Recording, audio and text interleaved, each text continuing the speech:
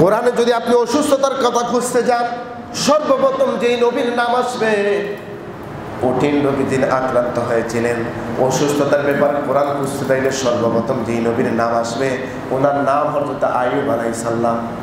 সুবহানাল্লাহ। আল্লাহ রাব্বুল আলামিন আইয়ুব আলাইহিস সালামকে অসুস্থতা দান করেছিলেন। ধৈর্যের পরীক্ষা কি? আল্লাহ বলেছেন, যুগে যুগে সময়ে সময়ে নবীদেরকে আমি পরীক্ষা করে থাকি। কাহাকে অসুস্থতা দিয়া, কাহার ধন সম্পদ উঠাইয়া নেয়া, কাহাদের সন্তান সন্ততির মৃত্যুর মাধ্যমে আমি আমার নবীদেরকে দুনিয়ার জমিনে পরীক্ষা করে থাকি। তার মাঝে হযরত আইয়ুব আলাইহিস সালাম আল্লাহ রাব্বুল আলামিন ওনাকে অধিক পরিমাণের সম্পদ দান করেছিলেন।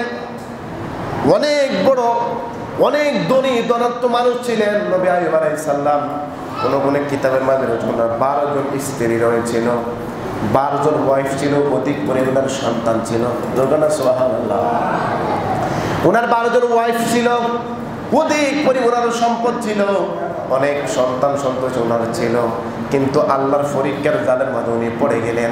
আল্লাহ রাব্বুল আলামিন এমন একটা রোগ ওনাকে দান করেছিলেন, যেটা সরাসরি কোরআনের মধ্যে উল্লেখ রয়েছে। আমাদের জমিনের দুনিয়ার মানুষগুলো সেটাকে কুষ্ঠরোগ বলা হয় বা বসন্ত বলে। আছে না এরকম? বসন্ত কুষ্ঠরোগ আগে হইতো না, এখন তো বসন্ত ফক্স হয়ে গেছে, ঠিক না? আল্লাহ রাব্বুল আলামিন ওনাকে এই জিনিসটা দান করলেন। শরীরের মাঝে ফোকা ধরে গেছে, কুষ্ঠরোগ হয়ে গেছে, পুরোটা শরীর কিড়াকিড়ি করতেছে। হাদিস শরীফের মাঝে পাইলাম নবী রাহমাতুল লিল আলামিন বলেছেন, এমন এমন স্থান ছিল যে স্থান থেকে আইয়ুব আলাইহিস সালামের গোশত সরে গিয়ে হাড়টি পর্যন্ত দেখা যাইত, কিন্তু কখনো আল্লাহর দরবারে বলে নাই, আল্লাহ তুমি আমারে সুস্থ করে দাও। এত কঠিন অসুস্থ ছিল, তারপর কোনোদিন আল্লাহর কাছে কইছে না, আল্লাহ তুমি আমাকে সুস্থ করে দাও। কারণ নবীদেরকে আল্লাহ পরীক্ষা করে, সেই পরীক্ষা যারা পাশ করে, এটা আল্লাহ পাশ করায় দেয়। সুবহানাল্লাহ। তাই অসুস্থতার ব্যাপারে সর্বপ্রথম যদি খুঁজতে যান, এর নাম হযরত আইয়ুব আলাইহিস সালাম। আল্লাহ ওনাকে এমন একটা রোগ দিলেন। আল্লাহ রাব্বুল আলামিনের হাবিব বলে, ওই আল্লাহর বন্ধু যখন এমন অসুস্থ হয়ে গেল, পুরোটা শরীর পোকায় জর্জরিত হয়ে গেল, তারপর আল্লাহর ইবাদত থেকে দূরে যায় নাই, আল্লাহর জিকির করা বন্ধ করে নাই। উনি সবসময় আল্লাহর ইবাদত করেছেন। গ্রামের মানুষগুলোকে তাড়িয়ে দিয়েছেন। 12 জন স্ত্রীর মাঝে 11 জন স্ত্রী ওনার চলে গেছে, সন্তানগুলো ওনার থেকে ছেড়ে চলে গেছে। গ্রামের মানুষ গন্ধের কারণে ওনাকে পাহাড় জঙ্গলে পাঠিয়ে দিয়েছে, গ্রামে থাকতে দেয় নাই, শহরে থাকতে দেয় নাই। এমন কঠিন অবস্থায় পাহাড় জঙ্গলের মাঝে, বনের মাঝে কাটায়। ওনার একজন স্ত্রী ছিল, আল বেদায়া ওয়ান নিহায়া ইবনে কাসিরের সেই কিতাবের মাঝে লেখা হয়েছে, ওনার নাম হযরত রহিমা ছিল। রহি আলাইহিস সালাম যখন ওনার সঙ্গে ছিলেন, একমাত্র সঙ্গী।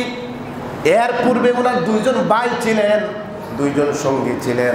এই 3 জন সঙ্গীর কথার ব্যাপারে কোরআনের হাদিস শরীফের মাঝে সরাসরি পাওয়া যায়। 2 জন সর্বপ্রথম সঙ্গী, 2 ভাই বলতেছেন, ভাই অসুস্থ হয়েছে, অসুবিধা নাই, ওনাকে লালন পালন দেখার দায়িত্ব আমাদের। একদিন 2 দিন দেখতে যে রোগ শুধু বাড়তেই থাকে। ওই 2 ভাই ওনাকে তহমত ওই দিন দিয়েছিলেন, আইয়ুব মহা বেশি গুনাহগার, এই কারণে আল্লাহ রাব্বুল আলামিন এই শাস্তি তাকে দিতেছে। এই কথা বলে 2 ভাই চলে গেলেন। 2 জন চলে গেলেন, রইলেন মানে একজন ওনার স্ত্রী রহিমা, একজনই ছিলেন। উনি জঙ্গলার মাঝে ওনাকে খাওয়া দাওয়া করাইতেন, মানুষের বাড়িতে কাজ করে ওনারা খাওয়াইতেন। কোটি কোটি সম্পদের মালিক ছিল। সেকেন্ডের ভিতরে আল্লাহ রাব্বুল আলামিন একবারে সব নিঃস্ব করে দিয়েছেন।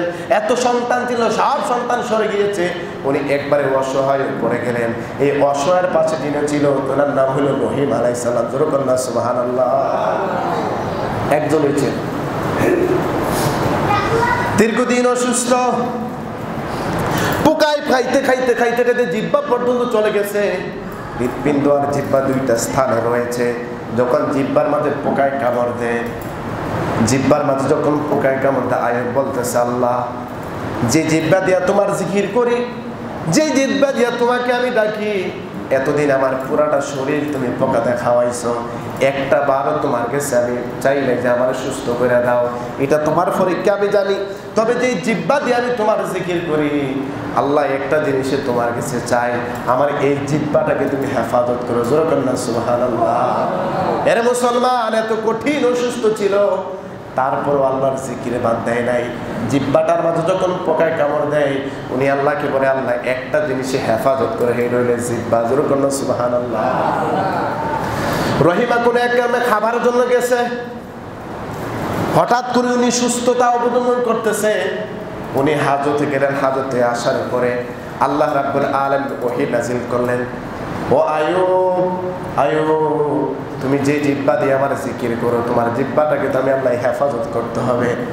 তোমার ডান পায়ের মুরালি দিয়া জমিনের মাঝে তুমি একটা ধাক্কা দাও। জমিনের মাঝে যখন ডান পায়ের মুরালি দিয়া ধাক্কা দিলেন, সঙ্গে সঙ্গে জমিন ফেটে রহমতের যে ফানি আছে সেই ফানি বাইরে হতে লাগলেন। জোরে বলুন সুবহানাল্লাহ। আয়ুব চমকে উঠলেন, বললেন, আল্লাহ এমন কি কুদরত, আমি কিছু বুঝতে পারতেছি না, জমিন ফেটে কেন পানি বাইর হয়?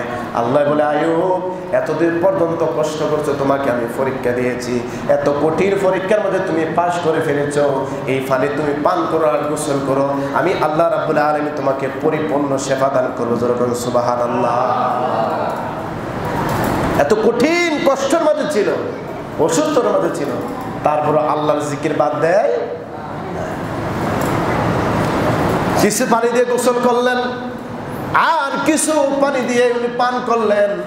আল্লাহ রাব্বুল আলামিন সর্বপ্রথম শুরুতে যেরকম ছিল, আইয়ুব আলাইহিস সালামকে আবার ওই রকম বানায় দিছে। রহিম আলাইহিস সালাম আসলে খাবার নিয়ে আয়েশা দেখতেছে সুন্দর মানুষ বসে আছে। উনি বলতেছেন, ও প্রতীক, আপনি কে? আপনাকে তো আমি চিনি না। এই স্বামীর মাঝে আমার স্বামী অসুস্থ অবস্থায় ছিল, আমার স্বামী গেল কই? তবে একটা কথা, আপনাকে দেখতে দেখতে আমার স্বামীর মতো মনে হয়। আমার স্বামী যখন সর্বপ্রথম অসুস্থ ছিল, আপনার চেহারার মতন মনে হইতেছে। সুবহানাল্লাহ। আইয়ুব ওই দিন বলছিল, রহিমা আমি তোমার স্বামী। সুবহানাল্লাহ। আবার আল্লাহ উনাকে সম্পদ দান করলেন, সন্তান দান করলেন, স্ত্রী দান করলেন। সুবহানাল্লাহ। এই ঘটনা থেকে আমরা কি শিক্ষা করতে পারলাম? আল্লাহ রাব্বুল আলামিন দন দিয়া মানুষের মন দেখে। কথা বলেন ঠিক না বেঠিক? অনেকগুলা শিক্ষার মধ্যে একটা শিক্ষা হলো ধন সম্পত্তি সেকেন্ডের ভিতরে আল্লাহ চিনায় নিতে পারে, সেকেন্ডের ভিতরে আল্লাহ কোটিপতি বানাইতে পারে। তাই ধন সম্পদ নিয়ে কখনো বড়াই করা যাবে? কথা বলে না, বড়াই করা যাবে? যাদের ধন সম্পদ আছে, কিছু মানুষ তো মানুষকে মানুষই মনে করেন। কথা বলেন, আছে না নাই? আল্লাহ তারা ধন সম্পদ দিছে, কোটি কোটি টাকার মালিক বানাইছে, বিল্ডিং এর মালিক বানাইছে, মানুষই মনে করেন।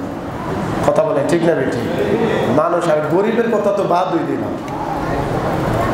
বড় লোক যারা আছে দেখবেন, ইসলামিক কোনো কাজের জন্য তাদের কাছে যদি যান, এখন অফরাই আমি একটু ব্যস্ত, আমরা নিজেরা প্রমাণ।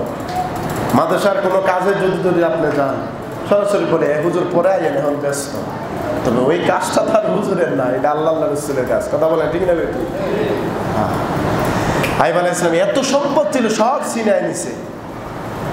আল্লাহ পরীক্ষা করছে। সকালবেলার ধনী রে ভাই, ফকির সন্ধ্যাবেলা। সকালে আল্লাহ ধনী বানাইতে পারে, বিকেল আল্লাহ ফকির বানাইতে পারে। কথা বলে ঠিক না বেঠিক? সকালে আল্লাহ আবার গরিব বানাইতে পারে, বিকেলে আল্লাহ আবার আল্লাহ রাব্বুল আলামিন ধনী বানাইতে পারে। এই আল্লাহর কুদরত বোঝা যাবে। এক নম্বর শিক্ষা, ধন দিয়ে কখনো অহংকার করা যাবে? জোরে বলেন যাবে? ধন দিয়া মন দেখে কে? জোরে বলেন না কে?